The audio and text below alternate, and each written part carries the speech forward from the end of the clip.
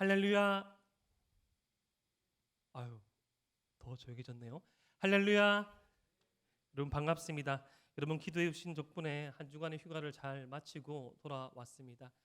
여러분들 이제 다음 주면 우리 추석입니다. 추석. 예, 추석. 여러분들 명절에 대한 그런 기대들 있으십니까? 저는 예전에 명절에 대해서 이렇게 헷갈려가지고 추석 때 세배하다가 큰 욕을 먹은 적이 있습니다. 추석 때 세배는 하지 마시고 이제 성인이시니까 여러분 사랑하는 가족과 사랑하는 우리 공동체원들과 또 함께 마음 나눌 그날을 소망하면서 그렇게 우리 마음을 잘 다잡고 그렇게 있었으면 좋을 것 같습니다. 특별히 또 이 추석이 지나가면 급속도로 시간이 빨리 흘러갑니다. 여러분 또 추석이라서 우울해하시고 연말이라서 우울해하시고 이렇게 저렇게 모든 것들을 여러분 합리화시켜서 그렇게 다운되는 것이 아니라 날마다 날마다 말씀과는 세임 주시고 날마다 날마다 우리와 함께 하시는 그 주님의 은혜로 말미암아 한 걸음 한 걸음 더 전진해 나갈 수 있는 여러분 되시기를 주님의 이름으로 축복합니다. 아멘. 여러분 내년에 저희 나라에서 우리 대한민국에서 중요한 선거가 있죠. 어떤 선거가 있습니까? 예, 오늘 뭐 침묵하기로 대동단결을 했습니까? 예, 대통령 선거가 있죠. 예, 저는 잘 몰랐는데 뭐 이렇게 기도하고 하니까 아는 것 같습니다. 예, 있다고 하더라고요. 여러분 이 선거철마다 어떤 공약을 하지 않습니까? 여러분들 뭐 이렇게 이게 와닿지 않는 공약이라서 잘 모르겠는데 저는 가장 이 선거라고 하면 생각나는 공약이 있습니다. 그게 고등학교 2학년 때로 제 기억이 나는데 전교회장 그 선거 때 저희 반 친구가 나가가지고 그 공약을 하는데 말도 안 되는 공약을 하는 겁니다. 제가 이제 그 청구고등학교를 나왔거든요. 이제 집은 범호 삼동인데 조절 학군이라서 청고등학교를 가게 되었습니다. 청구고등학교, 뭐 그리고 또 중학교는 중앙중학교 이런 학교들은 이 조절 학군, 이 대구의 각 동에서 다 모인 그런 학교입니다. 개성이 뚜렷하고 개성이 다양하죠. 그때 제 친구 가운데 그 전교회장에 출마했던 한 친구가 이런 공약을 한 게 아직까지 기억이 남습니다. 제가 만약 전교회장이 된다면 저는 남산여고, 대구여고까지 지하 터널을 뚫겠습니다. 말도 안 되는 그 당시에 저희가 되게 이 남고 사이에서 핫한 학교가 그 남산여고, 지금 남산고등학교로 바뀌었죠. 혹시 또 남산고등학교 출신 계시죠? 대구여고, 또 뭐 돌아보는 게 있는 것 같네요. 되게 좀 이렇게 되게 청순하고 착하고 공부도 열심히 하고 애들이 참 이렇게 맑다고 소문난 학교였습니다. 근데 뭐 제가 다니는 학교는 정글 같고 우림 같고 참 이렇게 싫어하던 그런 이미지의 학교였는데 굳이 우리의 그 학교의 의사와 상관없이 말도 안 되는 공약을 하는 걸 보았습니다. 지하 터널을 어떻게 뚫습니까? 그런데 이 공약을 보고는 앞에 이제 후보가 제 기억에 3명이었는데 앞에 1명, 2명은 되게 좀 현실적인 공약을 했습니다. 뭐 이렇게 그 당시에 이제 급식이 시작되었거든요.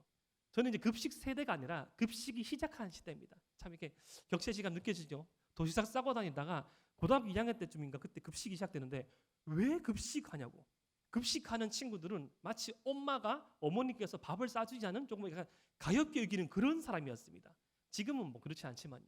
근데 급식 회사가 반찬이 좋지 못하여서 그 급식 회사와 뭐 조율하여 가지고 반찬을 개선하겠다. 여러분 이것도 약간 고등학생으로서 할 수 있는 그런 건 아니지만 황당무계하지만 이 남산여고나 대구여고의 지하철을 뚫는 것보다 현실적이잖아요.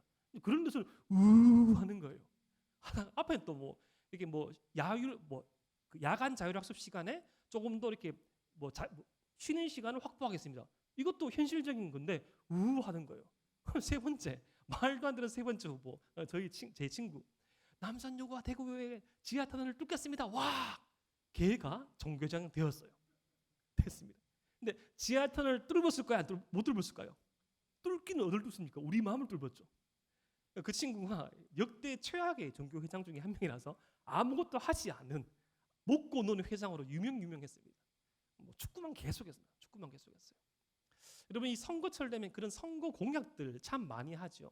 선심성 공약들. 그런 것들 자세히 한번 살펴보면 어떤 대선이나 총선이나 지역 선거나 그런 선거의 그런 공약에 따라서 퍼센테이지는 다르지만 그것이 현실화되는 이 퍼센테이지가 절반에 못 미친다고 합니다.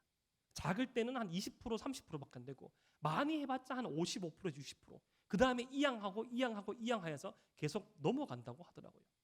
여러분 이 어떤 대권에 출마하거나 어떤 자리에 오르거나 어떤 책임을 지고자 할 때 그렇게 사람들은 자기가 무엇을 할지, 내가 어떤 방향으로 일을 할지 그런 거 있잖아요. 또 남자가 형제가 자매에게 프로포즈 할 때 그 집안에 가서 장인 장모님께 그렇게 첫 선을 볼 때 이 장인은 이렇게 묻죠. 자네는 어떻게 내 딸을 먹여 살릴 것인가? 이렇게 말하면 또 이게 이렇게 말합니다. 어떻게 하겠습니다. 믿네 하면서. 제가 그랬던 건 아니고요. 저는 아무 말 하지 않았습니다. 묻지를 않으시더라고요. 그래 목사님이라고. 예. 침묵이었습니다. 긍정의 침묵이었던 것 같습니다. 더 이상 묻지를 않았어요. 근데 대부분의 그런 상견례 아니면 그 첫 선 보이는 그날에서 묻습니다. 어딜 했고 뭘 했고 막 묻죠. 그때 또 말합니다. 뭘 하겠고. 그런데 하겠다는 그 말만큼 현실의 삶으로 이어지는 것은 많이 없습니다.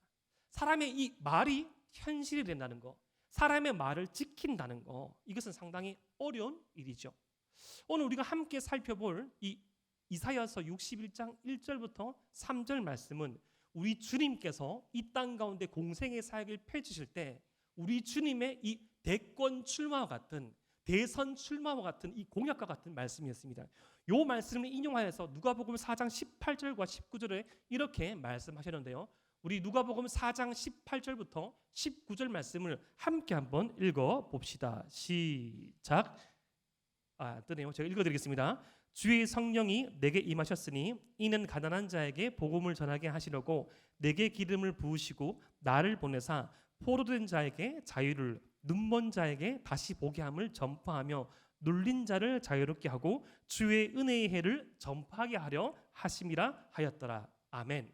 우리 예수님께서 마치 대선에 출마하는 대권 후보처럼 어떤 지역구의 국회의원처럼 저를 뽑아주신다면 이렇게 하겠습니다 라고 공약에만 그치는, 현실이 되지 않는 그런 말이 아니라 우리 주님께서는 실제로 이렇게 사셨고 실제로 이렇게 사역하셨고 실제로 이렇게 사랑하셨는데 그 주님의 사역의 에센스, 그 주님의 사역의 핵심, 그 주님의 삶의 방향과 그 삶의 질이 이 말씀 가운데 녹여져 있다는 것입니다. 바로 이사야서 61장 1절부터 3절 말씀이란 말이죠. 우리 다시 이사야서 61장 1절 말씀을 한번 집중해서 읽어보도록 하겠습니다. 이사야서 61장 1절 말씀, 성경을 가지신 친구들은 성경을 보시면서 앞에 자막이 띄면 자막을 보시면서 우리 함께 읽어보겠습니다. 시작. 주 여호와의 영이 내게 내리셨으니 이는 여호와께서 내게 기름을 부으사 가난한 자에게 아름다운 소식을 전하게 하려 하심이라. 나를 보내사 마음이 상한 자를 고치며 포로된 자에게 자유를, 갇힌 자에게 노임을 선포하며. 아멘. 우리 예수님께서 내가 이렇게 사역을 할 것이다. 여러분, 제가 우리 대동교회 에바다와 다윗 이 사부 예배, 에바 다윗 예배를 제일 처음 드릴 때 한 2주간의 설교를 기억하십니까? 저는 기억하는데 첫 번째 주는 에바다에 관한 말씀을 전했죠. 두 번째 주는 다윗에 관한 말씀을 전했고 100%는까지 아니더라도 그것에 맞는 목회 방침에 따라서 사역을 해오고 왔습니다.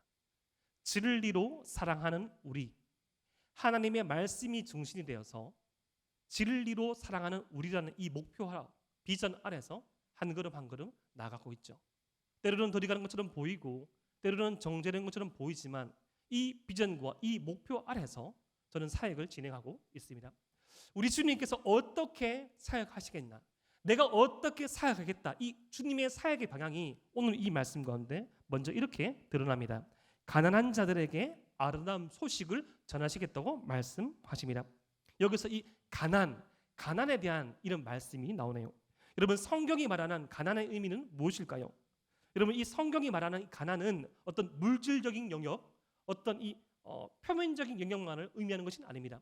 먹고 마시는 것, 기거하는 것, 일하는 것, 이런 인간의 삶을 영위할 수 있는 이것이 결핍되고 부족한 상태를 가난이나 칭하기도 하지만 우리 주님께서는 그러한 가난만 해결하시려고 오신 것이 아니라 우리 인간의 하나님의 이 능력과 주권 아래 있지 아니하는 인간의 삶 가운데 인간의 삶을 평가하는 총체적인 이 상태가 바로 가난이기에 그 가난의 문제를 해결하고 오셨다고 말씀합니다. 인간은 하나님이 아닌 것으로서는, 하나님의 은혜가 아니고서는 채울 수 없습니다. 이러한 사실을, 이러한 관계를 대표적으로 보여주는 이 말씀이 바로 누가복음 15장에 나오는 집 떠난 둘째 아들의 이야기입니다. 우리가 대표적으로 탕자의 이야기로 알고 있는 말씀이죠. 이 집 떠난 둘째 아들은 집을 떠나오기 전에 살아있는 아버지께 유산을 요구했습니다. 당시 이스라엘 이 남자가 아버지에게, 살아있는 아버지에게 유산을 요구한다는 것은 아버지를 없는 사람 취급하는 겁니다. 여러분, 이 사람을 가장 이 큰 상처 받을 때가 언제입니까? 사람이 가장 많이 힘들 때, 분명히 내가 존재하고 있는데, 분명히 내가 이 관계성 가운데 있는데 나를 배제하고 내리는 결정, 나를 배제하고 맺어지는 관계, 뭐 사소한 것이라면 받아주지 않는 인사. 여러분, 모든 사회관계, 사회생활의 처음이 인사죠. 인사만 잘해도 여러분 욕은 먹지 않습니다. 인사를 하고 인사를 받고, 예. 수고하셨습니다, 예, 감사합니다, 미안합니다, 그런 의사표시들. 그런데 없는 사람 취급하는 거, 500명 되는 회사도 아니고 600명 되는 회사도 아니고 5명 일하는데 한 명이 나를 배제하고 일한다. 교회가 2,000명, 2만 명, 20만 명이 아니고 뭐 100명, 50명, 10명 일하는 공동체인데 어떤 성김을 하고 온 그 사람에 대해서 수고했다는 말 한마디 못한다. 이것은 상당히 슬픈 것이죠. 이것은 대단히 비참한 것입니다. 이것보다 더욱더 비참한 것은 바로 살아있으나 살아있지 아니하는 자로 취급하는 것이죠. 지금 집 떠난 둘째 아들은 살아있는 아버지에게 유산을 요구합니다. 이것은 이 아버지의 이 명예와 아버지의 사회적인 위치와 아버지의 아버지됨을 무시하는 것이죠. 단 한마디 하지 않고 다 진행하는 것과 마찬가지라는 것입니다. 그런데 집 떠나면 아버지 유산을 받으면 잘 먹고 잘 살 줄 알았는데 집을 떠난 지 이내 시간이 많이 흘러가지 않아서 모든 재산을 탕진하게 되죠. 그러한 이 탕자의 떠남, 둘째 아들의 떠남이 바로 이 인간의 가난의 상태를 총체적으로 보여주고 있는 가장 적실한 말씀이란 것입니다. 이 둘째 아들이 그의 생활이 어디까지 떨어지게 되죠? 그가 먹을 것이 없어서 당시 이스라엘 백성들이 아주 경멸을 여기고 아주 싫어했던 돼지고기, 돼지우리, 이 돼지우리에 기거하게 됩니다. 돼지가 먹을 이 쥐염열매도 못 먹게 되어서 돼지우리 가운데 앉아서 돼지가 먹는 이 쥐염열매도 못 먹는 자신의 인생을 보면서 깨닫게 되는 거죠. 모든 것을 얻어서 떠나가는데 이제는 아무것도 없구나. 이 말씀에 대해서 돌아가신 영국의 유명한 설교가 이 마틴 로이드 존슨 목사님은 이렇게 말씀하신 적이 있었습니다. 인간이 적당히 배고프면 돼지우리를 찾지만 진짜 배고프면 하나님을 찾는다. 다시요. 인간이 적당히 배고프면 돼지우리를 찾지만 진짜 배고프면 하나님을 찾는다. 사람이 하나님 아닌 것으로 자신의 인생을 만족시키고 충당시키고 위로받고 회복되려고 할 때 적당히 힘들고 적당히 어려우면 아무것도 아닌 돼지우리와 같은 세상을 비비고 돼지우리와 같은 세상을 기대하고 그곳에서 참된 위로를 받으려고 하지만 진짜 힘들면, 정말 나의 내면이 가난하면, 심령이 가난하면 성도는 반드시 하나님을 찾게 되어 있다는 것입니다. 우리의 모습은 어떠합니까? 주님께 돌아가는 것만이 우리 이 총체적인 가난을 해결할 수 있는 방법임을 명심하시길 바랍니다. 우리 주님께서 이 땅 가운데 사역하실 때, 그리고 우리에게 주시는 이 첫 번째 큰 은혜는 바로 우리가와 같은, 주님 없이 살아가는 우리 인생과 같은 그런 시절 가운데 가난한 자들에게 아름다운 소식을, 주님과 함께라면 이 총체적인 가난을 벗어날 수 있다는 그 아름다운 소식, 복음이 들려졌다는 것입니다. 두 번째, 우리 주님의 사역의 이 방향은 바로 마음이 상한 자를 고치며라는 것입니다. 그 복음을 선포하시고 우리의 총체적인 가난을 해결하신 주님께서는 우리의 아픔을 고치신다고 말씀하십니다.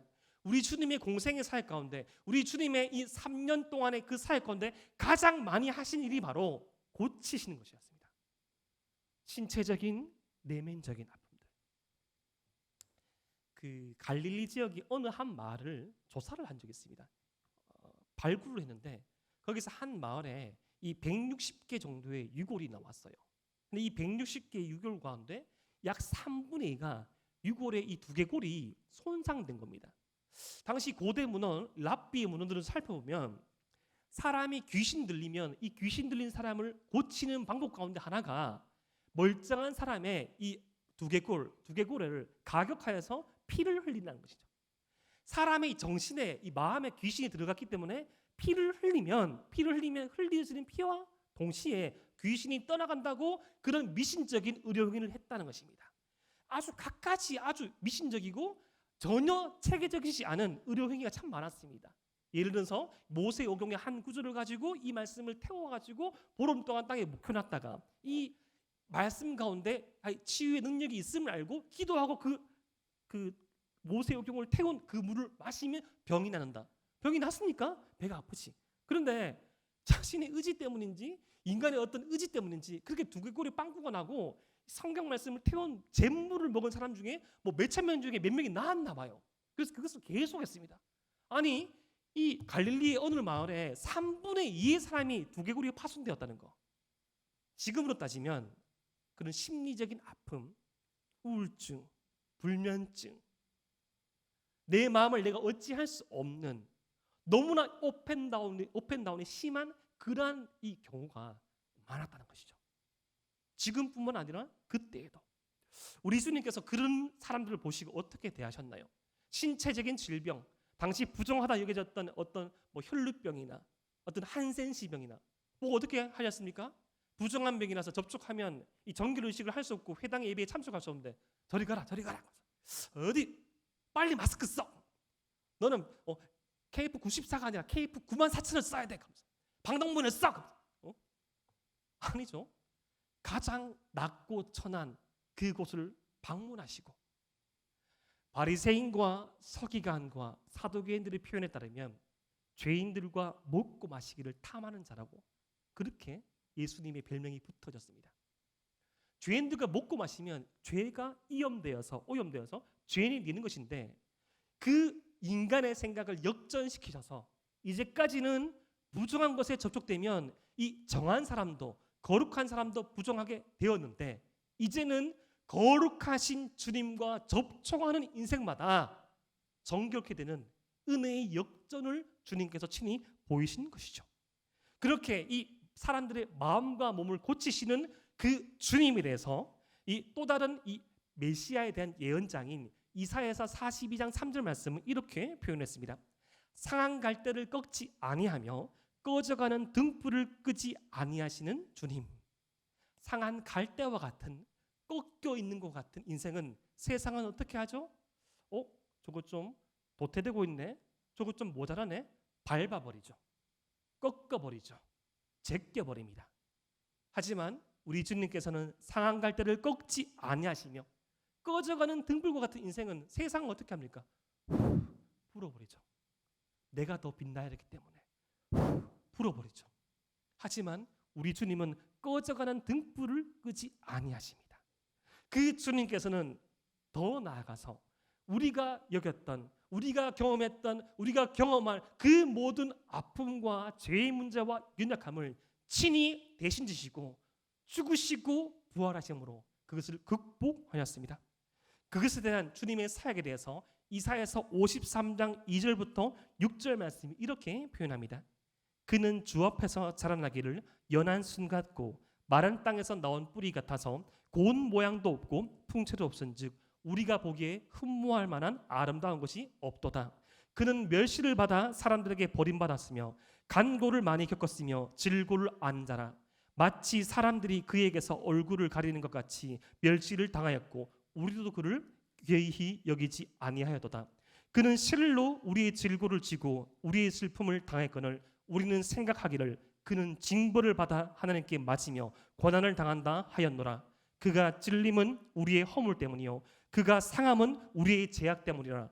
그가 징계를 받음으로 우리는 평화를 누리고 그가 채찍에 맞음으로 우리는 나음을 받았도다. 우리는 다 양 같아서 그릇 행하며 각기 제 길로 갔거늘 여호와께서는 우리 모두의 죄악을 그에게 담당시키셨도다. 아멘. 우리 주님께서 우리 죄와 연약함의 문제를 해결하신 그 모습에 대해서 이렇게 표현하고 있는 것입니다. 아픔을 겪으신 주님께서 상처받은 이 치유자로서 우리 아픔을 아시고 치료하신다는 것입니다.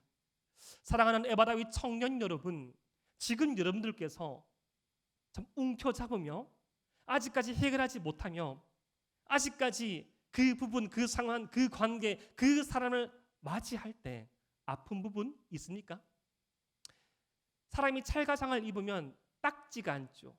딱지가 떨어지고 새살이 나기 전까지 그 딱지 않는 부분을 꼭꼭 누르면 아픕니다. 딱지가 떨어지면 여전히 피가 흐르죠. 그런 딱지 같은 여러분들의 관계, 경험, 과거, 사람 있습니까? 지금은 그 딱지와 같은 부분이 언젠가 주님의 은혜 아래서 새살이 돋아나고 나와 비슷한, 나와 같은 그 딱지를 가지고 있는 그 지체들을, 그 상처를 어루만져주고 치유해줄 수 있는 그러한 경험의 시간으로 여러분들이 그 아픔이 빚어질지 모릅니다. 저의 이 청년의 시절도 그러했던 것 같습니다. 저는 참 많은 질문을 던졌어요. 왜? 왜 나만? 왜 이 타이밍에? 왜? 가정과 공동체와 자기 자신과 사회와 많은 것들을 나에 대한 질문을 던지면서 그 수많은 왜의 질문 앞에 시간이 지남에 따라 하나님께서 머리로 아는 지식이 아니라 머리에서 아는 이 지식이 가슴을 타고 내려오며 손발로 행해지는 참된 알을 통하여서 나와 같은, 나와 비슷한 그러한 아픔을 가지고 있는 그것을 넘어선 아픔까지도 이해할 수 있고 기도할 수 있고 동일한 고통으로, 아픔으로 공감해줄 수 있는 마음이 만들어졌습니다. 사랑하는 에바다윗 청년 여러분, 우리 주님께서는 상처 받으신 치유자로 우리의 상처를 다 하시고 여러분들의 그 상처가 또 다른 누군가의 희망이 될 수 있을까지 함께 동행하시며 여러분들의 그 아픔을 기쁨으로 바꿔 나가실 것입니다. 그 상처받은 치유자 주님의 은혜에 의지하고 나가는 저와 여러분 되시기를 주님의 이름으로 축복합니다. 세 번째, 우리 주님의 사역의 방향은 바로 포로된 자에게 자유를, 갇힌 자에게 노임을 선포하는 것입니다. 포로된 자, 갇힌 자, 이것은 죄의 문제가 해결되지 않은 인류의 상태를 보여줍니다. 여러분, 하나님됨을 거부하는 그 모든 것이 죄이죠.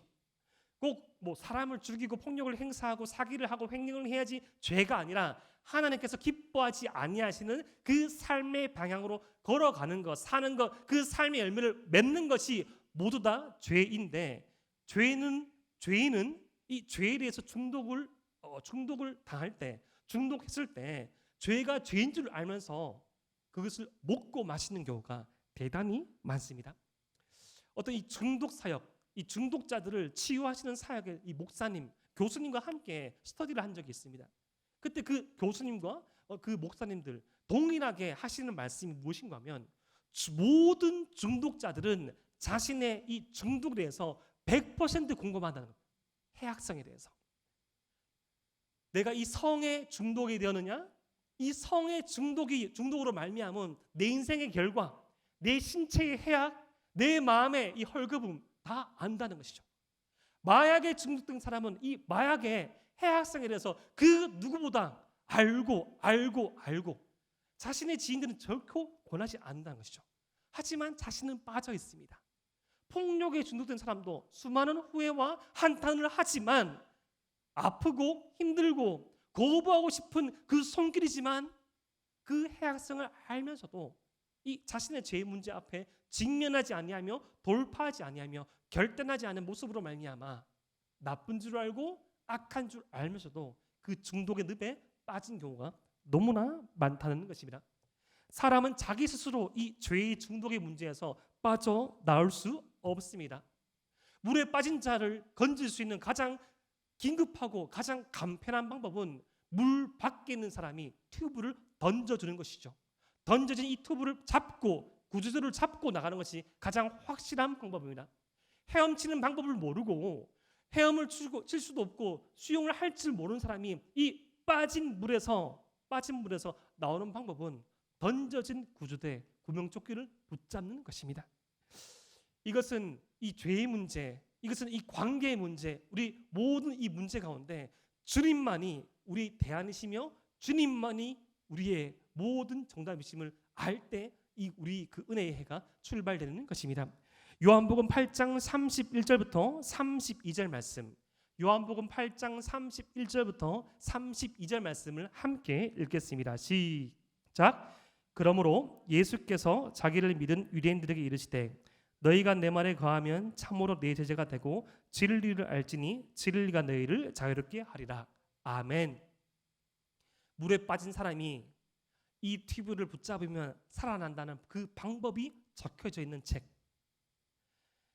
아픈 사람을 치유할 수 있는 그 치유의 방법이 적힌 책, 문제에 대한 모든 답과 해결 방법, 그 여정이 적힌 책, 그것이 바로 진리 대신 예수 그리스도를 증언하는 말씀이라는 것이죠. 예수 그리스도의 말씀, 그 말씀의 가르침을 받은 자, 예수 그리스도의 말씀, 그 말씀이 앞서 행한 그 길을 따라가는 자, 그 자만이 진리 안에서 자유함을 누릴 수 있습니다. 여러분, 이 누군가에게는 예전 기억일 수도 있고 지금 우리 신입생, 제일 에바다에서 막내들은 지금 맡고 있을 수 있는데, 여러분 20살이 되면 갑자기 주어진 이 많은 자유에 대해서 이 난감해할 때가 있습니다.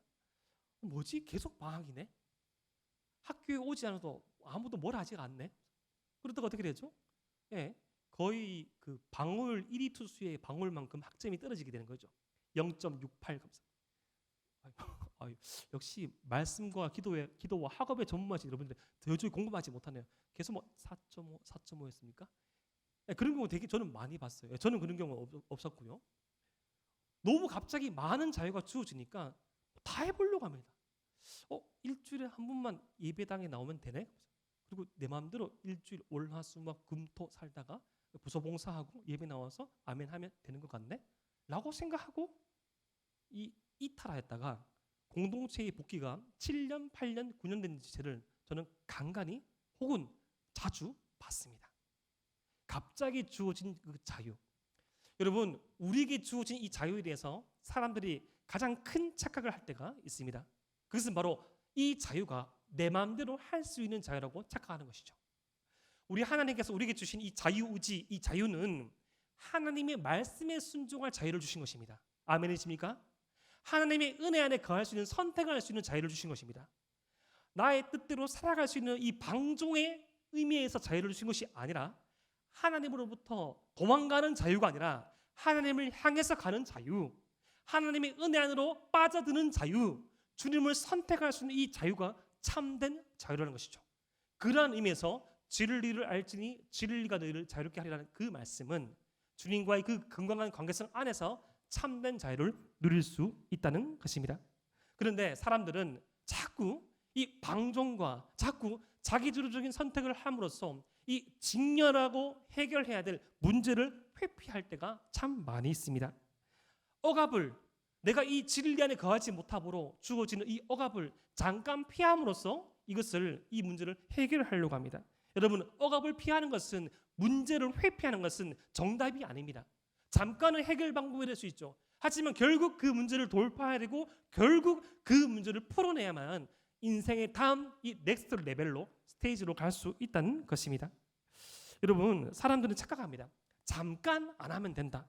잠깐 이 문제만 해결하면 된다. 그런데 이것이 이 신앙생활에 적용되질 때 이 말씀의 역사를 살펴보면 결코 좋지 못한 결과를 낳았음을 알 수 있습니다. 사랑하는 에바다윗 청년 여러분, 우리가 계속적으로 진행 중인 이 성경 통독 가운데 혹시 출애굽기 이후의 이 말씀, 광야 여정이 기억나십니까? 그때 이스라엘 백성이 이제 노예에서 자유민으로 한 걸음 한 걸음 내디딜 때 이제는 명령에 복종한 삶이 아니라 하나님의 말씀의 인도함을 받는 삶을 살게 되는데, 그때마다 하나님의 말씀의 인도함이 아닌 자신의 뜻대로 하려고 할 때마다 동일하게 거의 공동적으로 하던 주장이 있었습니다. 그것이 뭔가 하면 애굽의 때가 좋았다는 것입니다. 바로의 통치 아래 있을 때가 좋았다는 것입니다. 우리가 노예였지만 바로 아래에 살았을 때 고기도 마음대로 먹었고 뭐 부추도 먹었고 그때는 힘이 남아 돌았다 이렇게 말하는 거예요. 그런데 그 사람들은 그런 삶을 산 적이 한 번도 없었습니다. 사랑하는 에바 다윗 청년 여러분, 우리가 진리의 인도하심을 받지 않은 삶을 살아갈 때, 우리가 진리의 수레바퀴 안에 있는 삶을 살지 않을 때 이 공동적으로 표현하는 이 표현이 있습니다. 그게 무엇인가 하니 과거가 아름답다는 것입니다. 제가 이 청년 사역을 하고 다음 세대 사역을 하고 성도들을 목양하면서 이 상태가 좋지 않을 때 그러한 말들을 공동적으로 할 때를 지금 봅니다. 2020년 6월이 참 좋았다는 것입니다. 2019년 7월이 좋았다는 것입니다. 아니 분명히 제가 그때의 모습을 기억하거든요. 2019년 7월 때도 죽겠다고 말했어요. 2020년 6월 달도 못 해먹겠다 말했어요. 그런데 그때가 좋았다고 말한 겁니다. 왜죠? 그때가 좋았다고 말해야지 지금 최선을 다하지 아니하는 자기 자신을 회피할 수 있으니까. 그때는 공동체가 괜찮았고 지금은 공동체가 엉망이라고 말하는 경우를 저는 되게 많이 들어봤습니다. 그런데 무서운 것은 그때도 공동체가 엉망이라 말했고 그때도 교회가 문제라고 말했는데 변함없는 것은 자기 자신이거든요. 분명히 공동체적으로 한 개인적으로 발전이 있고 진보가 있는 지체가 있는데 그것은 인정하기 싫은 것이죠. 믿음의 경주를 다하지 못한 자신의 책임을 통감하기 싫은 것이죠. 내가 주인 되어서 진리가 아닌 내 뜻과 내 마음과 내 주관에 책임지기 싫으니까 다른 것들을 비난의 화살을 돌리는 경우를 저는 되게 많이 봤습니다. 이것은 사회도 마찬가지죠. 어떠한 정권이 뒤바뀔 때마다 이 정권들은 각 정권에 대해서 그 과실을 너무나 많이 집어내지요. 사람은 누구나 그러한 경험을 가지고 있습니다. 진리를 알지니 진리가 너희를 자유롭게 하리라. 우리는 잠깐 문제를 해결하고 잠깐 죄를 범하지 않고 잠깐 은혜 받는 것이 목표가 아닙니다. 주님을 붙잡고 나아가는 것이 진정한 해결 방법임을 믿으시길 바랍니다. 마지막 네 번째, 우리 주님께서 우리에게 주신 이 사역의 열매 방향, 그 모습이 이렇게 표현됩니다. 제 대신 화관을, 슬픔 대신 찬송의 옷을. 이 모습에 대해서 이사야서 61장 3절 말씀에 이렇게 나타납니다. 무릇 시온에서 슬퍼하는 자에게 화관을 주어 그 죄를 대신하여 기쁨의 기름으로 그 슬픔을 대신하며 찬송의 옷으로 그 근심을 대신하시고 그들이 의의 나무 곧 여호와께서 심으신 그 영광을 나타낼 자라 일컬음을 받게 하려 하심이라. 아멘. 호주나 어떤 이 북아메리카와 같은 그 광활한 대륙들에서 가끔씩 산불이 날 때가 있습니다. 그곳에서 생활했던 지체로 있지만 저도 그때 있던 그 유학생들한테 연락을 받은 적이 있거든요. 목사님 기도해 주십시오. 중보해 주십시오. 몇 달을 반년을 불이 붙으니까. 근데 불이 휩쓸고 간 그 화마가 휩쓸고 간 그 자리는 너무나도 잔혹하답니다. 그런데 지금 이 이사야서 61장 말씀을 처음 대한 이스라엘 백성의 상태가 그러했습니다. 하나님의 백성인데 하나님의 백성은 결코 망할 수가 없는데 망할 가능성도 적은데 하나님과 우상을 겸하여 섬기다가 하나님 아닌 사람들을 의지하다가 사람들로부터 버림받게 되고 하나님으로부터 징벌까지 받게 되어서 다시금 노예, 포로의 상태로 끌려가게 되었습니다. 그 상황 가운데 이 말씀이 주어진 것이에요. 무릇 시온에서 슬퍼하는 자에게, 지금 이 예루살렘을 중심으로 한 하나님의 공동체에서 슬퍼한 자에게 화관, 이 꽃으로 만든 관이 주어진다는 것이죠.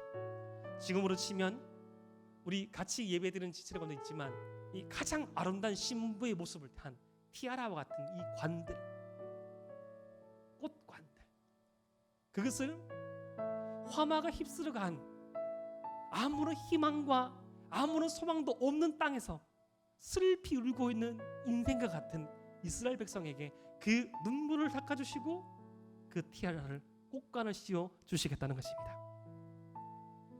그 당시 고대 군동에서 패전 국가들은 이 아수르와 바벨론에게 망한 그 식민 국가들은 죄를 뒤집어 씌움으로써 자신의 상태가 노예임을 표시했는데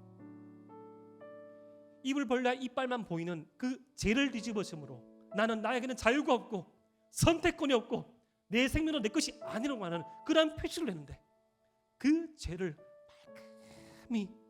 말끔히 씻기시고 기쁨의 기름을 발라주시면서 누더기와 같은 옷들을 벗겨주시고 찬송의 옷을 입혀주시고 온통 그 얼굴과 생활에서 근심이 가득했던 그 얼굴 가운데 미소라는 것을 띄게 할 수 있는 희망과 소망과 시간을 내가 주겠다 라고 주님께서 말씀하셨습니다. 그리고 그 아무것도 없는 화마가 지나간 그 벌판 가운데 저와 여러분 주의 백성들을 한 그루 한 그루 한 그루의 나무로 심으셔서 수많은 열매를 맺으며 수많은 이 새들이 깃들어 쉴 수 있는 울창한 이 바오밥 나무와 같은 큰 상수리 나무와 같은 그런 나무로 심기시고 그 삶을 통하여서 하나님께 영광 돌리시겠다고 말씀한 거예요. 여러분, 코로나19가 시작된 지 1년 7개월 이 시간이 지났죠. 어쩌면 희망, 소망, 기대라는 이 단어들이 사치처럼 여길 수 있는 시간일 수도 있습니다. 어릴 적에는 참 많은 희망사항이 있지 않았습니까? 하고 싶은 것, 대통령, 연예인, 무엇. 지금 내 형편에서 할 수 있는 것 무엇이지? 지금 내가 공동체에 바라는 것 무엇이지? 하나님께서 내 남은 인생의 이 캔버스에 무엇을 그릴까?